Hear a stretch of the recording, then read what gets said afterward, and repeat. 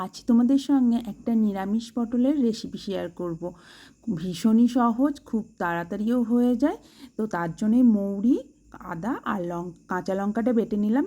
আর পটলগুলো এইভাবে যেমনভাবে ভাজি সেইভাবে ছুলে নিয়েছি আর লবণ মাখিয়ে ভেজে নিলাম তেলে। ওই যেমন করে ভাজতে হয় সেইভাবেই পটলটা ভেজে নিলাম। ভেজে তুলে নিতে হবে। এবার ওই একই তেলে দিয়ে দেবো খানিকটা মৌরি, তেজপাতা, শুকনো লঙ্কা ফোড়ঙে। আর যে মশলাটা বেটে রেখেছিলাম মৌরির, সেই মশলাটা দিয়ে দিলাম, সামান্য একটু জল, স্বাদ মতো লবণ, হলুদ, কাশ্মীর লঙ্কার গুঁড়ো দিয়ে ভালোভাবে মশলাটাকে কষিয়ে নিতে হবে। মশলাটা কষানো হয়ে গেলে ভেজে রাখা পটলটা দিয়ে পরিমাণ মতো দুধ দিয়ে দিতে হবে। এখানে জল কিন্তু ব্যবহার করব না, দুধই ব্যবহার করব, তবে ওই বাটি ধোয়া জল একটু দেওয়া যেতে পারে। আর কাঁচা লঙ্কা, সামান্য একটু মিষ্টি দিয়ে রান্নাটা করে নিতে হবে।